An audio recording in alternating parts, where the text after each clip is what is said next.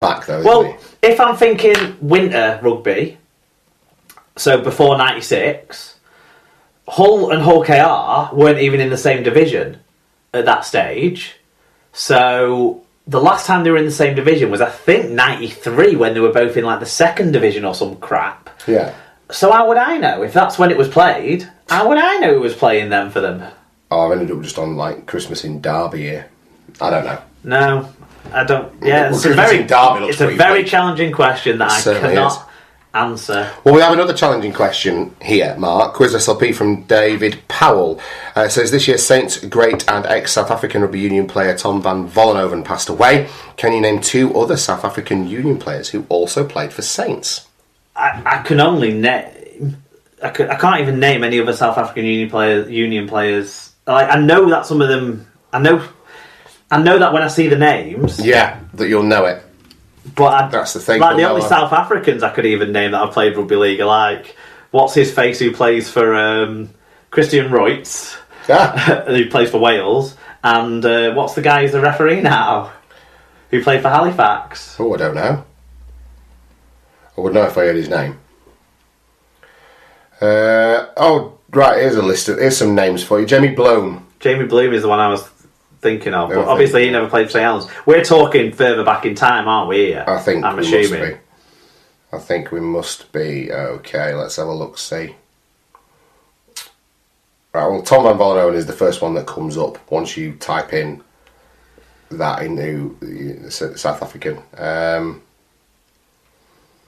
Lee Killen. Is that a name for anyone? Lee Killen, second from last, celebrates St Helens' Challenge Cup win against Wigan in 1966. Oh, Len Killeen. There you go. Yeah, and what did I say? Lee Killen. I wasn't reading it properly. Percy Landsberg. There you are. So there are answers with cheating. I couldn't have done that without. No, we're going to do a lot of cheating, I suspect. Langers says, which teams have won the Rugby League European Club Championship and who are the current holders? Do you know this? These are some very, very specific questions, aren't they? Sorry, I didn't hear the question. I was looking up that until...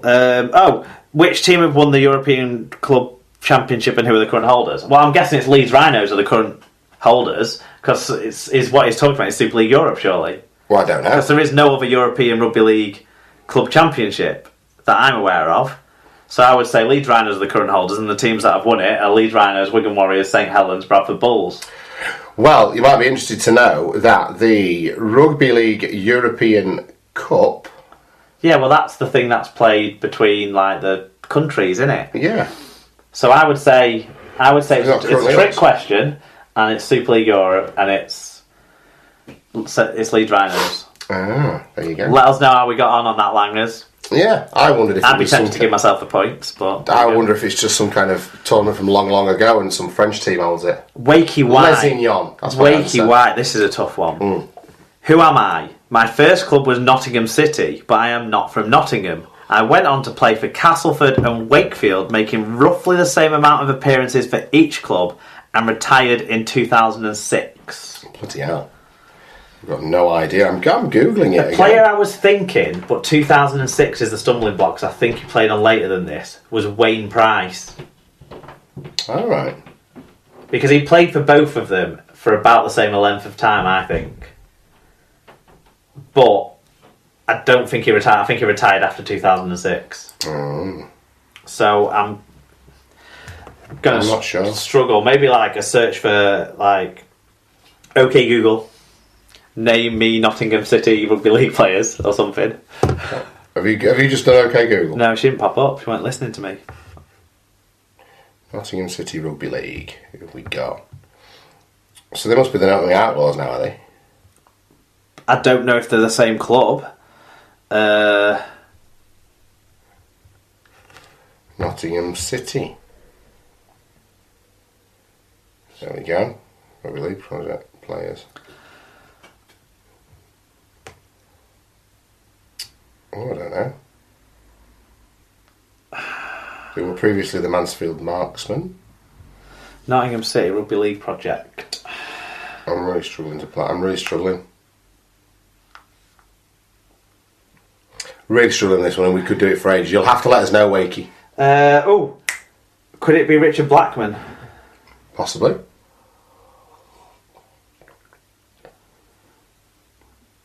But I don't know. He sounds like someone who played for Cass, but he didn't play for Oldham. All right. No, we're gonna struggle with that, aren't we? Any more than what we've just done.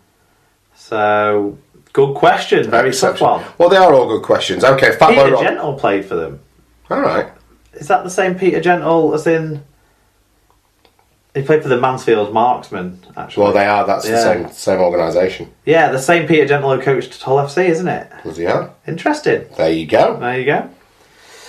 Unbelievable. Okay.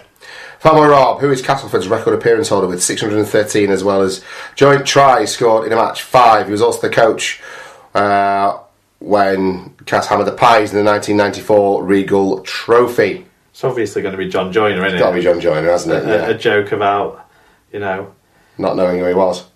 It was very much out of context, I have to say, but yeah. Have we got anywhere further on the... Castleford Tigers record... Have we got any further on what, sorry? I'm still trying to look at Nottingham players. Oh, yeah? Yeah. Yeah, it's John Joyner.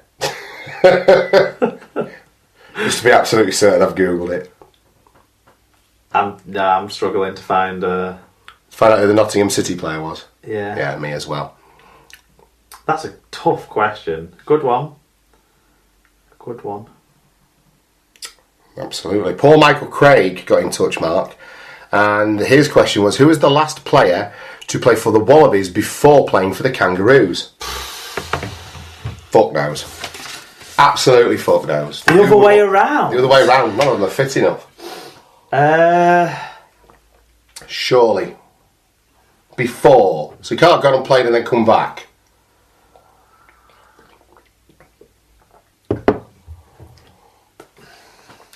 I really don't know. I wouldn't even know where to start. It's got to be someone historic, surely.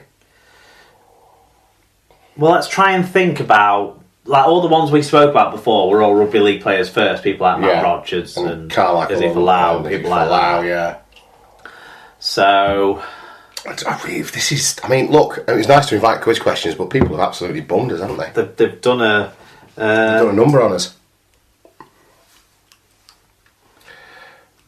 Can we have an episode where we just translate Rob's tweets? That might give us...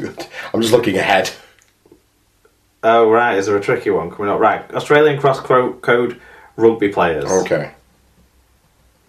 There should be a list, shouldn't there?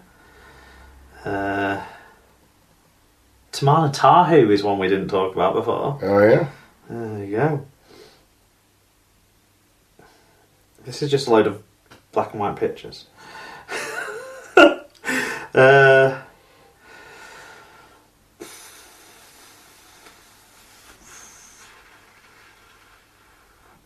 Let's look more recently in the list. So, Carmichael Hunt obviously played for RL First. A bloke called Scott Gawley. All right. Appears to have played for the Wallabies against Scotland in 1998 and then played for the Kangaroos against PNG in 1991. I couldn't find anything. But he may have been wanting the answer to be Ricky Stewart, who's obviously more famous. Yes. Because he did it too. Oh. Ray Price is a relatively famous, relatively recent one as well. But there you go. Okay. So, by cheating, it's either Scott Gawley or Ricky Stewart. Right. Scott Gawley is the answer, but Ricky Stewart is the answer he was looking for, I believe. Do you think so? There you go. Final question of this festive edition of the Super League Pod. Then Fatboy Rob says, who won the first ever Challenge Cup? To presume means who won the first ever Challenge Cup. Now, I actually know the answer to this. Yeah, me too. Do you know this? Yeah. Batley? Yeah. There you go. Well, do you remember the... We should have done it 3-2-1. All right, do you know who they were playing? They played against St Helens, They did. didn't they? Do you know where they played it? Somewhere in Yorkshire. Headingley. Do you know what the score was? Have you Wikipedia? No, I know this. This is just something I have. I know the finals because some point last year I did this whole do you remember I did a thing of who won the most trophies? Oh right, okay. And I did a piece about that, and right. So I'd had it done then, so I remember. Batley beat St Helens 10-3. 10-3 in the first ever Challenge Cup final. So this is just one of them things you got floating around. Don't even ask me where it comes from. Do you know? You just recall something. Yeah, at first. Probably off when I first read it, I was struggling because I was thinking, is it Manningham? Right. But they won the first ever championship, didn't they? Bradford City. Yes. So they now are known. Yes, there you go. So there you go, that's it. We've not really thought about how we're going to end this show. We just sort of sat drinking brews and... Oh yeah, we've got loads of brew left, haven't we? talking rugby league. Well, you drink yours really slowly. I've got a mouth of Teflon. Oh, you've done. I cane my brew. Well, you've got to remember, I don't have any milk to cool this down. Yeah. This stays hot. Whereas I have cushioned the blow somewhat. Are we going to do more brew talk, or are we going to wrap up the show? Well, let's talk about what's going to be happening, because we're going to take a few weeks off, aren't we? And during that time, we're going to assess how we're going to move things forward in terms of the logistics of the show more broadly, because we need to have a proper conversation about Patreon and merchandise and how we're going to grow the show in terms of what we offer people and what they could provide for us and what we can do in return and all that stuff that we need to have a proper conversation about in terms of planning so that we can present it to you, the listeners. But then in terms of schedule, we'll be back in the new year, probably around about the back end of January, early February. It will be, because the first round of Super League happens on the first weekend of February, doesn't it? So we need to do the season preview at least a week before. Yeah, and so we'll be getting up the Google form for people to give their season predictions and stuff. Yeah. Sometime in probably early to mid-January. We normally get it up around my birthday, because I normally have a day off work around then, and that's when I work on it. Oh. So around about the sort of second week in January. Yes. We'll do that. We'll have that up. So then we'll give it about 2 weeks worth of getting the prediction in. So everyone needs to look out for that. Yeah, it's a short off season for you. It's not just the players who have a short off season, Mark. It's us as well. Well, me, yeah. Yeah, you as well.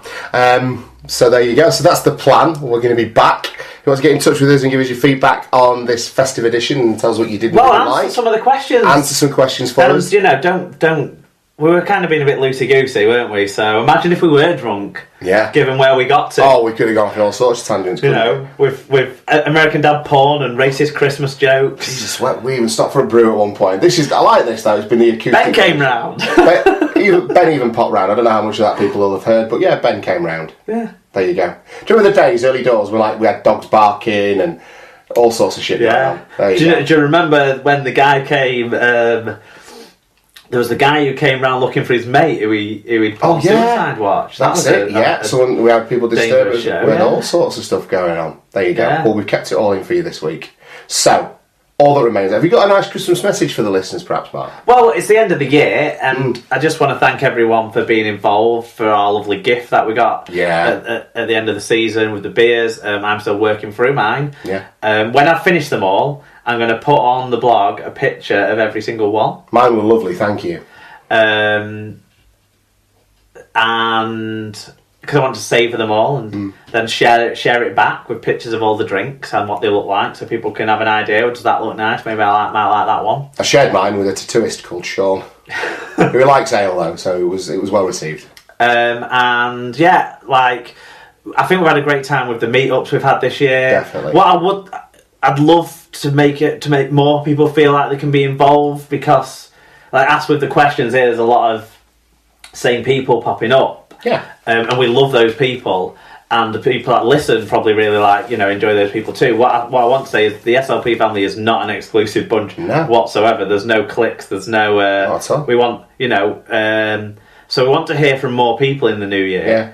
There is this iceberg of listeners that don't get in touch. Exactly. We know that because the numbers bear that out. So if you're one of those people and you want to get in touch or feel like you can, or feel like you want to but can't for whatever reason, let's just encourage you. Yeah, email us so that everyone else doesn't have to see it, and you can tell us not to share it. People have done that. Just drop us a line and let us know. We love hearing from everyone, and everyone's got good ideas on what we can do with the show. That's it. I want to apologise for my language during this show, because I think I've sworn a lot. Be right. That's another thing I plan on doing last next year, swearing. Less swearing. Yeah. There you go. And yeah, I think looking back over the season that's gone, the meetup we had at the Summer Bash, particularly on that Saturday when we had Bri with us and Alan Kell with us. We really demonstrated some genetic diversity on that picture, didn't we? And Dave Cantrell with us, because we didn't have all of those with us on the Sunday, particularly on the Saturday, and Cass with us, of course, on the Saturday as well. Particularly then, that was one of the best SLP days we've had. Pre-grand final was great fun. That was great, because that was the first kind of trying to organise an actual meet-up rather than just meet up at a stadium. Yeah. That was great. I really enjoyed going to watch a game with with the Mackenzie clan, because that